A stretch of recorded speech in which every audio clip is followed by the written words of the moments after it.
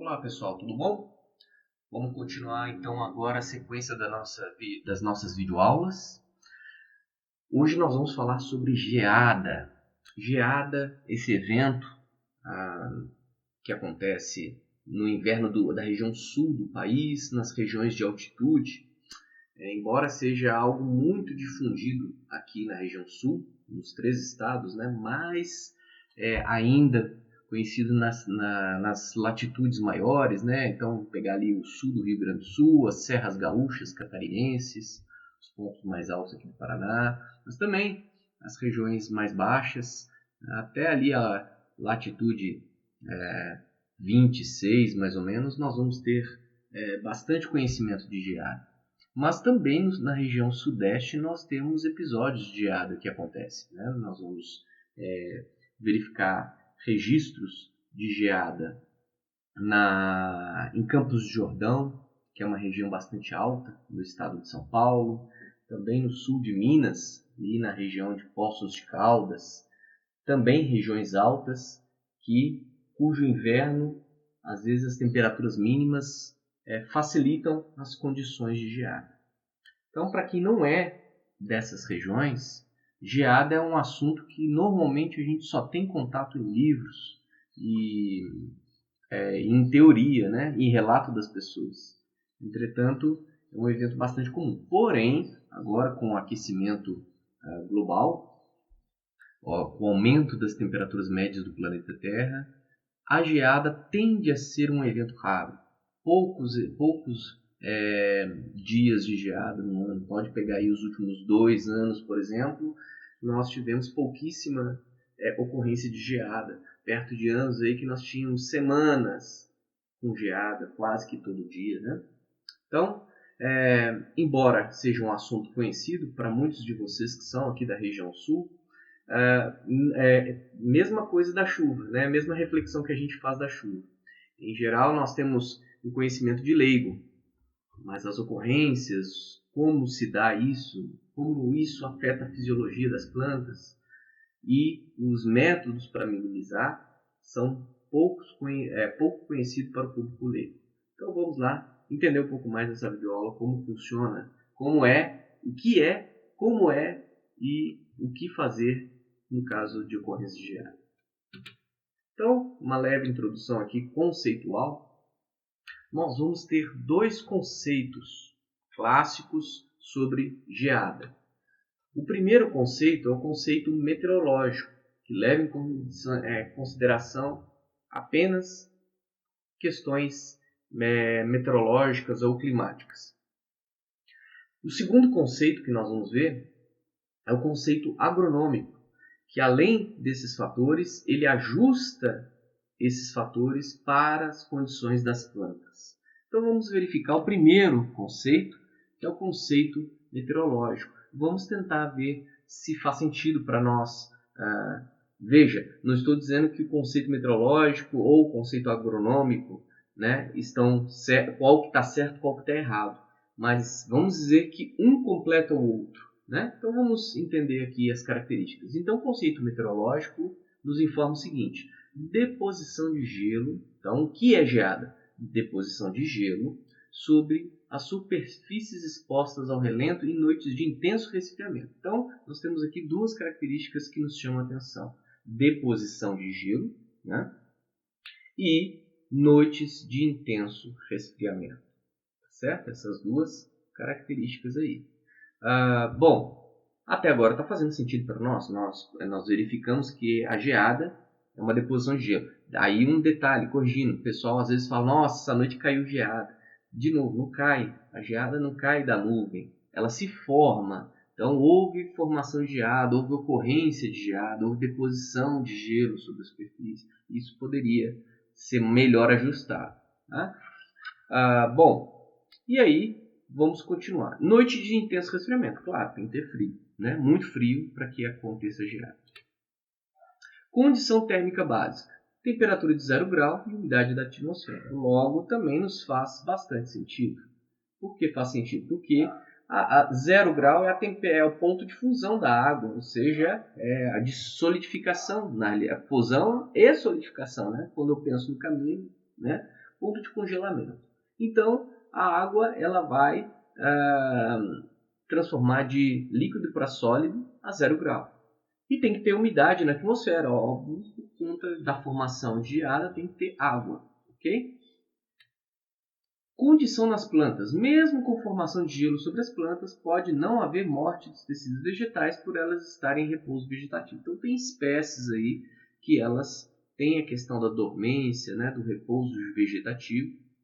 Nesse caso, elas não há morte da planta, né? Talvez algum dano superficial. Essas são as características. Quando a gente vê esses 3 parágrafos aqui, né? Esses 3 itens, perdão, faz muito sentido para nós. E quase nós já aceitamos de pronto esse conceito. Só que, quando a gente vai ver nas plantas, tem algo que está faltando aí. E que talvez o próximo conceito vai nos elucidar melhor algumas características. Então vamos ao conceito agronômico. O que é geada? Geada, então, é um fenômeno atmosférico que provoca a morte das plantas ou de suas partes. Então, olha, agora nós estamos colocando o foco no cliente, que é a nossa planta, que é a nossa espécie vegetal, né?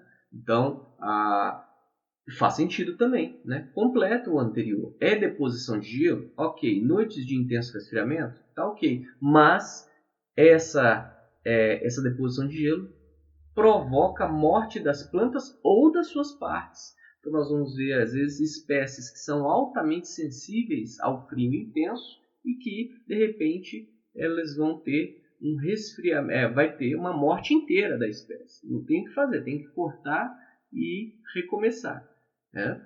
Ou de suas partes, nós vamos ver danos foliares, danos nos caules, danos nos frutos, né? Perda de colheita, às vezes, né? Dentre outras coisas. Olha a próxima característica, que aí sim, essa conflita um pouco com a anterior. Lá no conceito meteorológico, nós falamos que precisa ter no mínimo 0 grau. No conceito agronômico, ele está dizendo que não precisa ter 0 grau. Basta que tenha temperaturas menor do que 2 graus. Havendo ou não deposição de gelo sobre as plantas. Então, olha só, não é uma condição básica para ter geada deposição de gelo sobre as plantas.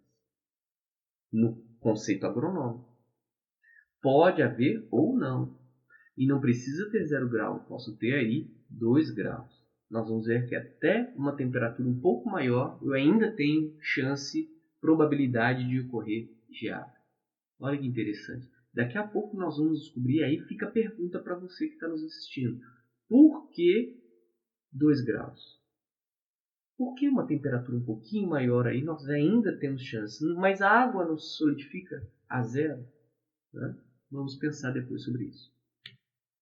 E a condição das plantas? Nós vamos ter o congelamento nos tecidos vegetais. Também, os slides subsequentes, nós vamos entender como é que se dá a morte celular ou a morte do tecido vegetal. Mas, ainda sobre a pergunta do porquê 2 graus, aí a gente entra nesse slide aqui, né? Por que 2 graus? Olha só, considera a ocorrência de geada quando a temperatura no abrigo meteorológico é menor do que 2 graus. O que corresponde a menos 2. Mas espera aí, por que na relva é menos 2 e no abrigo é 2? Porque olha só, gente, nós temos uma altura, aqui está o abrigo meteorológico, tá? O círculo está até um pouquinho aqui para baixo, peço desculpas, ele tinha que estar aqui para cima. Esse é o abrigo meteorológico, que é uma estação meteorológica automática, e a distância desse ponto até a relva é de 2 metros. Esse é um padrão agrometeorológico. Aliás, não só agrometeorológico, meteorológico. É de 1,5 a 2 metros que nós temos que instalar o sensor de temperatura e umidade. Certo? Então, há um gradiente de temperatura entre o abrigo e a relva em torno de 4 graus Celsius. Então, faz sentido. Se tiver 2 graus no abrigo meteorológico, na relva vai estar menos 2. Então, se eu considerar aqui até 4 graus, eu vou ter chance de geada. Mas a gente não considera 4 graus porque, para que haja solidificação da água, né, ponto de congelamento, a questão não é só atingir a temperatura, tem que ter o tempo, né, a 0 grau. Então, uma margem de segurança para nós aceitarmos com tranquilidade uma condição de geada, então nós temos lá uma previsão de temperatura mínima numa dada noite de 3 graus, é condição de geada. Porque menos 3 graus, considerando aí o gradiente de 4 graus Celsius entre o abrigo meteorológico e a relva, então eu vou chegar a menos 1 na relva naquela noite, em que o abrigo meteorológico vai estar marcando 3 graus. Então, por isso, não necessariamente tem que estar marcando 0 grau no abrigo meteorológico. Tem que estar, pelo menos, ali 3 graus. 4 graus, mas aí demora, tem que ter um tempo para que comece, de fato, a formar a geada. Ok? Então, espero que todos tenham entendido essa parte aqui. Agora vamos ver os efeitos no vegetal. E aqui nós temos como é que se dá isso lá na planta, né? Então, o que é a morte do tecido vegetal? É um processo físico-químico, né? Um processo físico-químico que envolve temperatura e envolve soluto solvente, né? Para que haja a morte do tecido vegetal, é necessário que tenha temperatura letal. Então, cada planta, cada espécie tem uma temperatura letal para que haja morte. Tem plantas que são mais suscetíveis, mais sensíveis, que eu chamei aqui no início dessa videoaula, né? Como, por exemplo, o milho. A cultura do milho é uma cultura muito suscetível ao frio. Não é à toa que nós não vamos encontrar plantio de milho recomendável ali a partir de junho, né? Porque ela não é uma cultura de inverno. Em compensação, tem outras culturas que são altamente resistentes à geada, né? Então, aí tem as culturas de inverno como um todo, né? Nós vamos ver, né? Até, por exemplo, a cultura de laranja, por exemplo, né? A laranjeira tem uma alta resistência à geada, por exemplo, né? Mas não o fruto. O fruto já tem suscetibilidade. Então, veja como as partes das plantas, às vezes, não é... Nem toda planta ela é homogênea nessa questão. Mas, enfim... Toda planta tem a sua temperatura letal, que pode conduzir à morte do tecido vegetal, de partes ou de todo da planta. O que acontece quando atinge-se essa temperatura letal?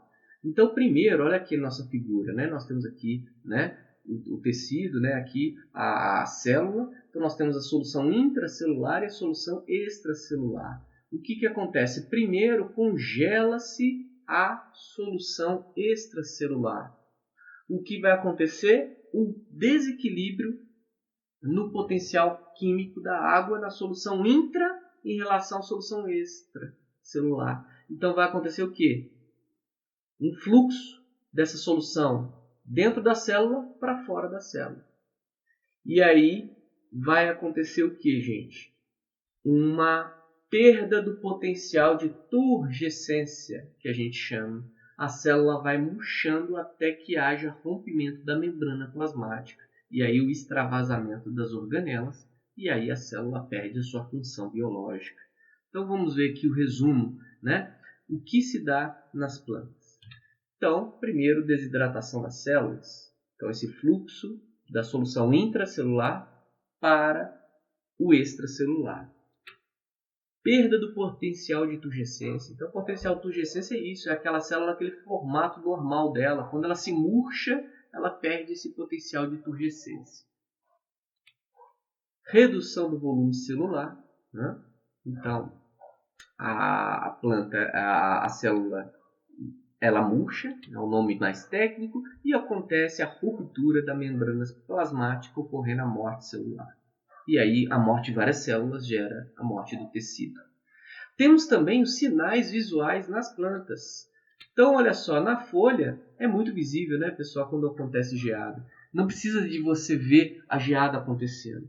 O pós-geada é mais visível do que a ocorrência da própria geada em si, né? Então, vai ter ali a flacidez da folha, ela vai murchar mesmo a folha, né? Ela perde aquela estrutura rígida e vai passando para coloração verde escura, passando a ficar seca com o tempo, com a medida do aquecimento do dia, né? Então, normalmente tem geada, mas aí tem o sol na sequência, porque normalmente a geada tem que ter noites de céu aberto, né? Noite nublada diminui a chance de geada. Então, no dia seguinte, normalmente é um dia ensolarado, embora frio. Então, a radiação solar vai secando a planta de forma que ela vai adquirindo essa coloração palha ou marrom, né?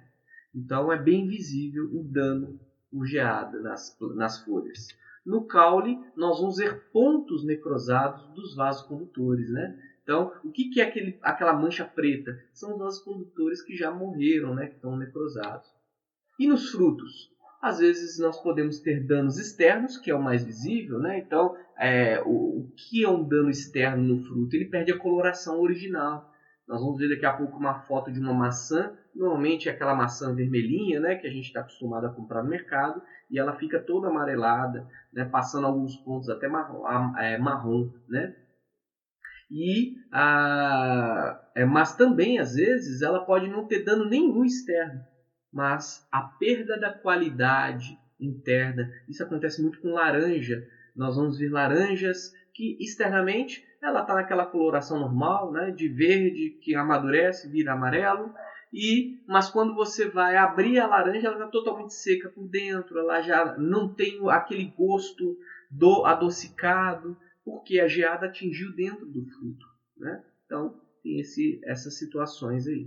Vamos ver algumas imagens aqui. Olha só, dano de geada de canela. Vamos ver se é o tipo de geada que acontece. E que roseiras, em geral, tem uma suscetibilidade não na parte aérea, mas sim no caule, né? Então, olha aí, ó. Vejamos como se dá essa parte aqui esverdeada e aqui já necrosada, né?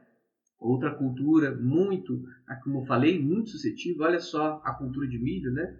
Certamente aí plantaram fora de época, arriscaram e aí aconteceu geada. Olha só, depois de 24 horas após a geada, né? Então a gente vai ver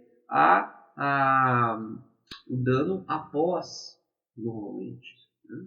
Olha só, aqui em trigo, nós temos aqui à esquerda uma espiga de trigo afetada pela geada e aqui uma espiga sadia para comparação, né? Olha aí, ó, fruto de maçã. E essa imagem, gente, que é impressionante.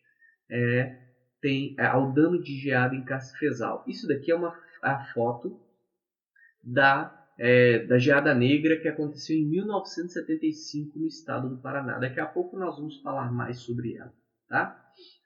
Bom, e aí, como eu falei, precisa ter temperatura letal, né, pessoal? Então, vejamos. Nós temos aqui 2 slides, as culturas anuais e as culturas perenes.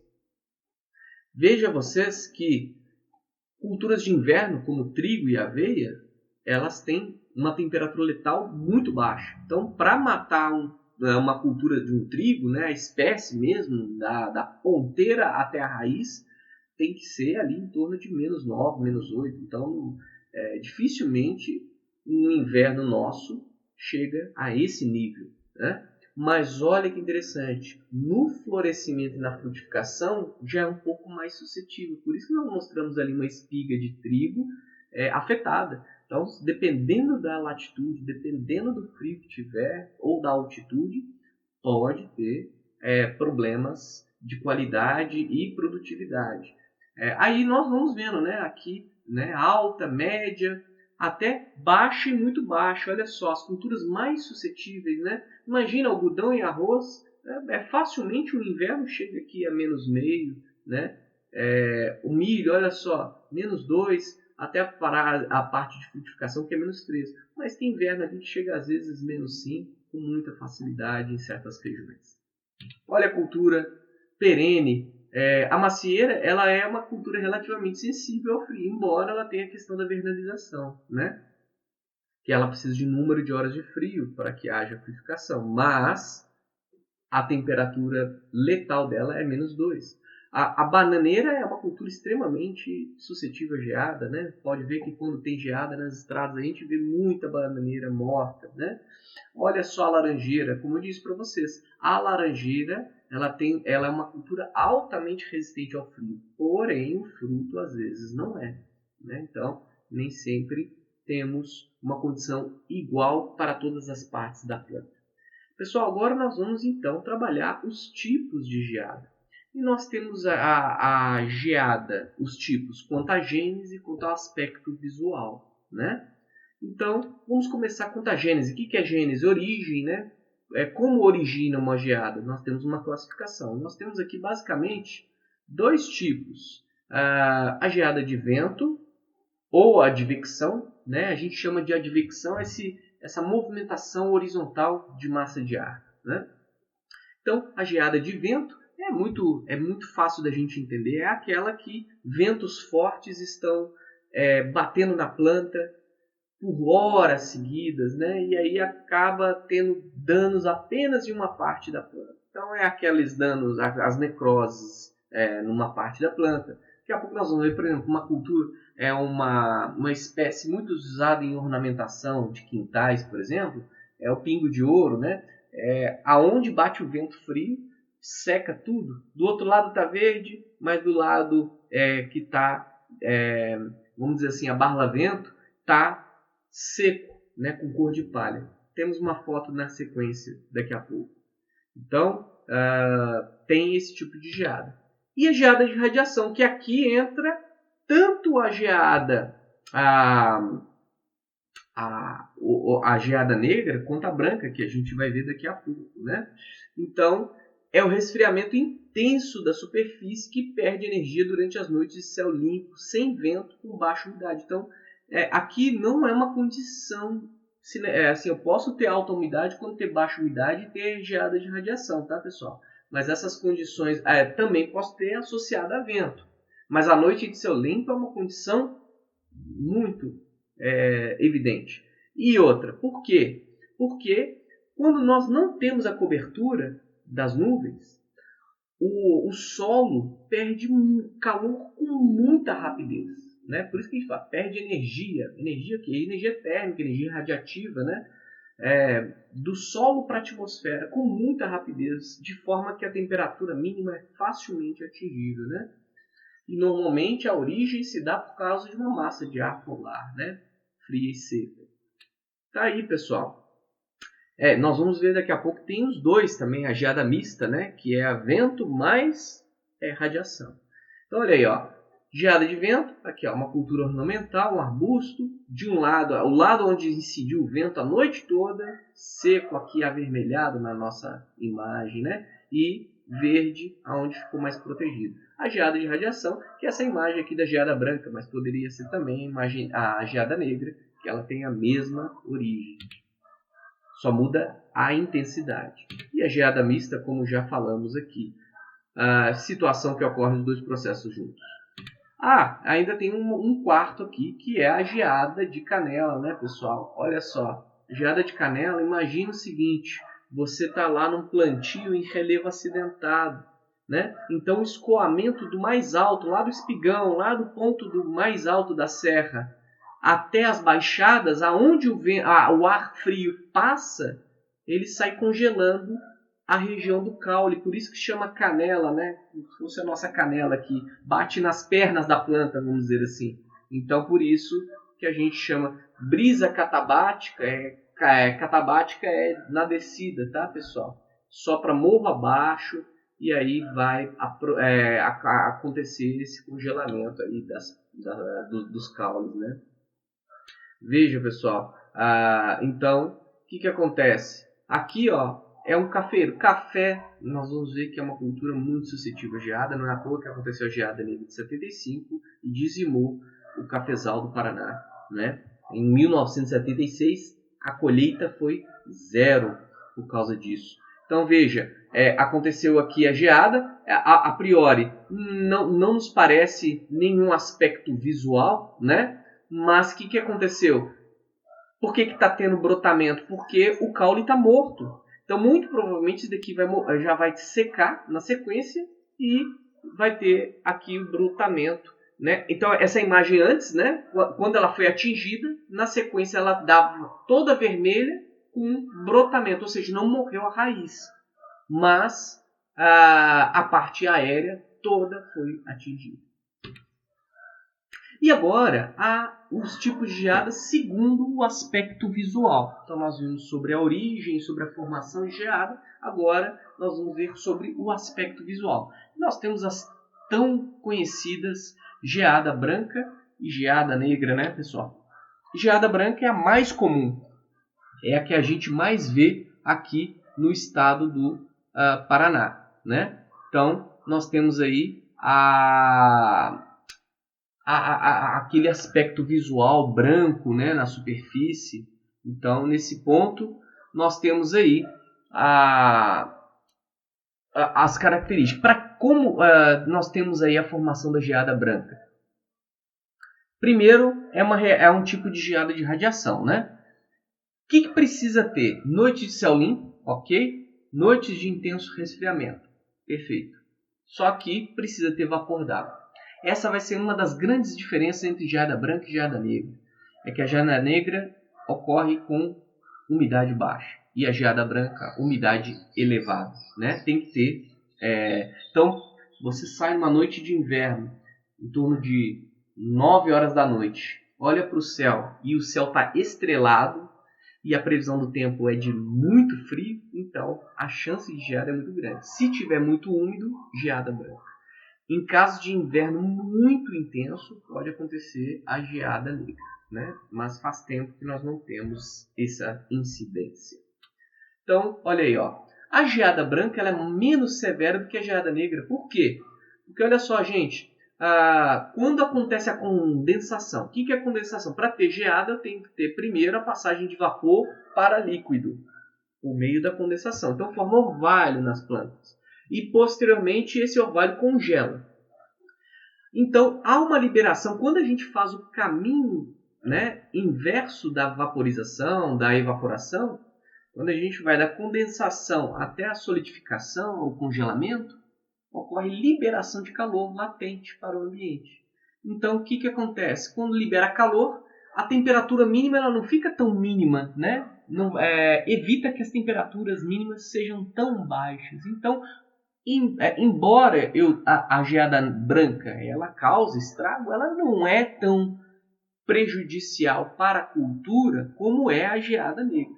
Mas aqui tem níveis e níveis de geada branca. Quando é uma geada branca generalizada e que o gelo demora-se na planta, que ali vai ficar horas, já teve caso de frio que lá para as 9, 10 horas da manhã estava sendo observado ainda o congelamento nas plantas, né? A geada ainda presente. Aí, nesse caso, o dano pode ser maior. Tá? Mas, em geral, há uma perda de produtividade, há uma perda de vegetação, mas ela se recompõe com o tempo. Agora, a geada negra ela já é diferente. É uma geada de radiação, mesma coisa, precisa de noites de intenso resfriamento, precisa de céu limpo. Porém, qual que é a diferença com a geada branca?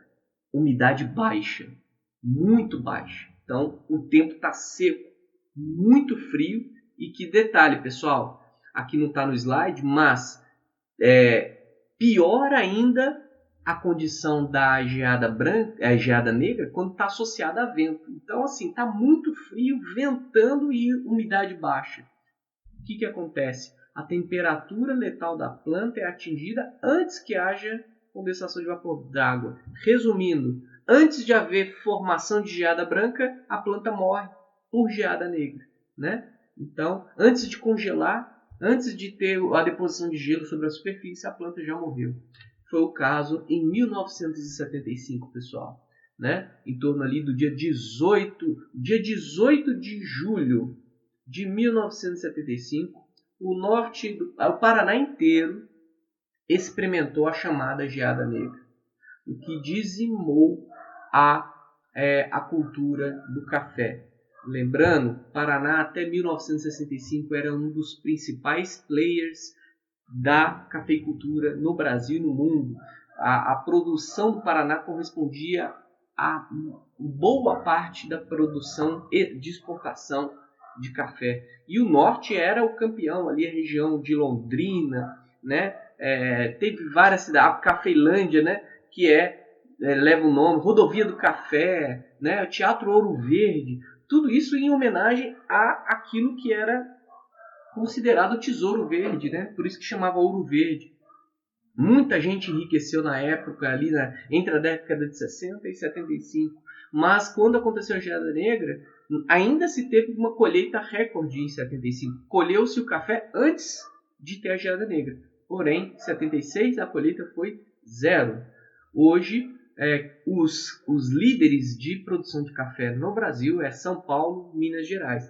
O Paraná também, o norte do Paraná, ainda produz café, gente. Mas já é o chamado café gourmet. Não é em quantidade, mas sim em grande qualidade, né? Mas para vocês verem que em 75 mudou-se totalmente a geografia do agronegócio no Paraná. Aí abriu espaço para as culturas anuais e perenes. Graças à Geada Negra, embora foi um evento muito triste, né? 300 mil pessoas, teve um êxito de 300 mil pessoas naquela época, das cidades onde era líder de produção de café, mas nesse ponto o Paraná entrou também, mostrando a qualidade da nossa agricultura aqui. Ela sai do café, mas entra nas culturas anuais. Hoje o Paraná é líder na produção de trigo, um dos grandes produtores de soja, milho, feijão, entre outras commodities agrícolas. Okay? Bom, nesse ponto, pessoal, eu estou incluindo no Moodle, tá, um material suplementar que é uma reportagem de um canal de TV falando sobre os 40 anos da Geada Negra no Paraná. Se a gente tivesse no presencial, eu tenho aqui um documentário chamado Geada Negra, que fala com detalhes, aí, mais ou menos uns 50 minutos, 1 hora de vídeo, contando sobre a Geada Negra. Infelizmente não tem como veicular por questões de direito autoral, eu não tenho autorização do diretor do vídeo, embora eu tenha um contato com ele, né, que é o Adriano Justino, mas da Gazeta do Povo. Não sei se ele está ainda na Gazeta, mas ele é o produtor do vídeo, do documentário. Então, tem uma reportagem bem interessante e eu aconselho vocês verem para vocês terem uma ideia de como foi realmente, como está escrito aqui, ó, uma catástrofe, né? Não só para o Paraná, mas para a economia nacional à época. Ok? Bom, agora nós vamos falar sobre os fatores, o que influencia a ocorrência de geada. Então, nós temos aqui a latitude, né? Como falei para vocês, ali em torno abaixo da latitude 23 ou do paralelo 23, 24, não acontece geada, não tem muita incidência, salvo em regiões como aqui está mostrando, né? Ó, Minas Gerais, São Paulo, Campos do Jordão, sul de Minas, esses pontos ainda têm chances de acontecer, mas não é frequente. Na região aqui do norte do Paraná, até o paralelo 24, até a latitude 24, não é uma região que ocorre geadas. Então isso para vocês verem a potência da Geada Negra, que ela chegou até o sul de Minas, né? Houve registro de geada até o sul de Minas naquela situação. Pegou São Paulo, pegou várias outras cidades. Abaixo do paralelo 24, entra aqui, ó, né? Nós temos geada somente no inverno. Então ali a incidência de geada aqui na nossa região, do sudoeste do Paraná, é ali em torno de maio começa a esfriar, junho começa a ter incidência de geada. Junho e julho são os meses com maior incidência de geada, né? Agora, abaixo de 27, já tem geada no outono e geada na primavera. Então nós vamos ver cidades do Rio Grande do Sul, especialmente as cidades mais altas da Serra Gaúcha e Catarinense, por exemplo, que ali tem bastante registro de geada fora do inverno. Vou aqui citar um exemplo que eu fiquei estarrecido quando ouvi, né? Em 2021, agora, janeiro, teve uma onda de frio e que pegou ali a região ali de São José dos Ausentes, Jaguarão e a São Joaquim, Santa Catarina, teve episódio de geada em janeiro, gente. Então, assim, realmente tem regiões que faz frio no Natal, por exemplo, tá bom? Então, essas regiões aqui de latitudes maiores têm maior chance de geada do que as outras. Bom, e para que eu estou mostrando essa imagem? Porque isso faz parte do planejamento, né, gente, agrícola. Então, você vai escolher cultivares, espécies vegetais e vai plantar observando essa questão da latitude para não haver perdas, né? Hoje, o zoneamento agrícola, o ZARC, né, o zoneamento agrícola de risco climático, nós vamos ter uma videoaula só sobre isso, né? Material aqui cedido pelo pessoal do Ministério da Agricultura. Mas, assim, hoje o zoneamento ajuda muito, mas é importante, algumas espécies não estão dentro do zoneamento, então a gente precisa vigiar essa questão. Bom, outros fatores aqui de relevo, né? Nós temos que lembrar que regiões de baixada são as regiões chamadas ninhos de geada, né? E as regiões aqui onde tem terreno plano, meia encosta, aqui tem o risco de geada de canela, né? Então, isso daí é bastante importante a gente observar. Nós vamos lembrar que o acúmulo de ar frio nas baixadas promove condensação de vapor e a formação de neblina. Não sei se você sabe, mas a neblina ela é uma nuvem, um tipo de nuvem, ela é classificada como estratos. É a nuvem que toca o chão, né? Então, nós temos uma nuvem que ela é nuvem baixa, que é a neblina. Gente, e aí, olha só, a face no hemisfério sul, face sul e sudoeste são as faces que mais têm risco de geada, né? Então, evitar de plantar nessas regiões, nesses locais, espécies suscetíveis e principalmente em baixadas, né? Daqui a pouco nós vamos ver alguma imagem sobre isso. Aqui um ponto até polêmico, né? Gente, manutenção de cobertura morta aumenta chance de geada, mas aí, peraí, e o plantio direto, né? Então daqui a pouco eu vou falar sobre isso, sobre essa relação, para a gente não desincentivar aqui o sistema de plantio direto que a gente tanto valoriza, tanto incentiva os agricultores a utilizar. Mas olha só, né? O que acontece? Quando eu mantenho a cobertura morta, ela forma tipo um cobertor no solo, né? Então muitas pessoas vão acreditar que não, é importante manter a cobertura morta porque protege. Protege quem? A planta ou o solo, né? Então não protege a planta. Pelo contrário, ela forma uma barreira de passagem. É importante que o solo libere calor, esteja livre para liberar calor, para que a temperatura mínima não seja tão baixa. Quando eu tenho cobertura morta sobre o solo, há uma barreira de passagem desse calor e a temperatura mínima ela pode realmente afetar a planta. Mas aí entra e o plantio direto, que ali é feito a manutenção em cima da cobertura morta, né? Então, o que acontece? Conversando com especialistas, com colegas, produtores que trabalham com plantio direto, todos eles informaram o seguinte, que a manutenção de cobertura morta, comparável ao dano de geada, é muito pequeno a contribuição da cobertura morta no sentido de piorar a geada. Então, já se foi feito teste de que se só fizer a alteração da cobertura morta, o dano de geada ela não é alterado absurdamente, né? Caso contrário, realmente, nós iríamos desincentivar o uso de cobertura morta no inverno.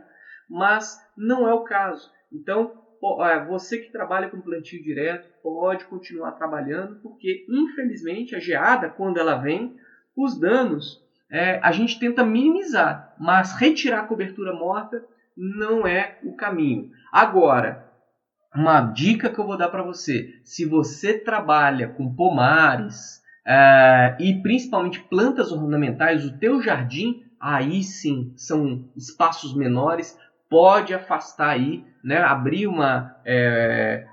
fazer o coroamento da planta ali, né, para que você tenha um solo exposto, permitindo que passe calor. Colocou cobertura morta, tem problemas, né? Poderá ter problema. Para essas culturas ornamentais que eu estou dizendo aqui. E pequenos pomares. Grandes pomares não tem o que fazer, né, gente? Aí cai no mesmo problema do plantio direto. E aí, para minimizar as geadas, nós temos que ir observando algumas questões, né? Por exemplo, planejamento local.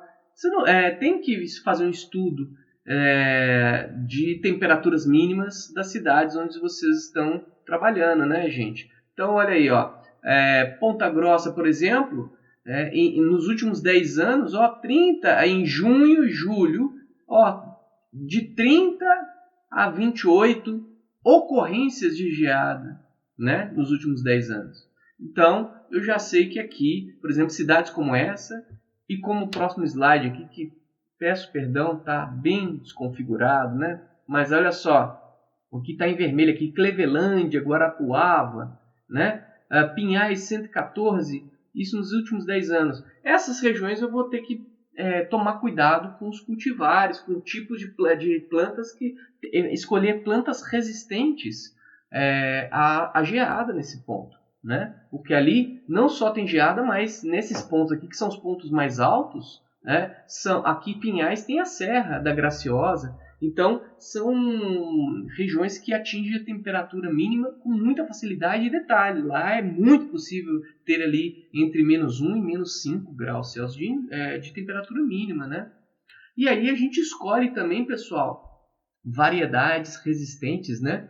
Então, veja, existe, até é engraçado o nome, né? Aqui, para o abacateiro tem uma variedade chamada geada. Meio óbvio, né? Que ou seja, para o melhoramento genético, né, gente? Maior resistência à geada. A variedade Pollock, que é a mais comum, ela é bem menos resistente. Pode ver que abacate sempre é atingido por geada. Nós temos aqui, por exemplo, espécies como Viminalis, Dune e Camaldulensis com resistências maiores do que, por exemplo, eucaliptos grandes e Urophila, né? Então, para espécies florestais, sempre escolher esse tipo de... E tem os híbridos hoje que ajudam bastante. Nós já tivemos uma experiência de escolher o Eucaliptus Dune para um silvopastoril ali dentro da UTFPR, do gado de corte ali, que a gente ainda está em formação, mas foi escolhida a espécie Dune pelo fato de ser uma espécie resistente à geada, né? E por fim, nós temos a questão aqui das medidas topoclimáticas, né? Então, olha só, nós temos essa configuração é a configuração correta. Mata ciliar raleada. Gente, pelo amor de Deus, não estou aqui fazendo apologia a desmatamento, hein? Não é para tirar a mata ciliar, é para ralear um pouco. Para quê? Para aumentar o fluxo. Então, tem às vezes aquela mata ciliar muito densa. Então, eu posso ir lá fazer um raleamento sustentável, ecológico, para aumentar o fluxo de ar, evitando ar parado, que forma o chamado ninho de geada, né? Culturas perenes que têm caules que dificilmente vai ser atingido por geada de canela. Vegetação densa e de porte alto, gente. Por quê? Porte alto, para haver passagem. Não pode haver aqui estagnação do ar, né? Nessa região. Também, se eu colocar aqui uma vegetação arbustiva, né, de porte médio e baixo, forma uma barreira de escoamento. E com isso pode haver danos na cultura que eu estou trabalhando. Tá certo, pessoal? Gente, nosso assunto se encerra por aqui. Então, agradeço você que nos acompanhou até o final nessa videoaula. As próximas videoaulas aí nós vamos falar um pouco sobre classificação climática, sobre sistemas de informação meteorológico, climático, enfim, já estamos caminhando do meio para o final das nossas videoaulas, então não perca os próximos assuntos aí. Grande abraço para você e um bom estudo para todos. Até mais!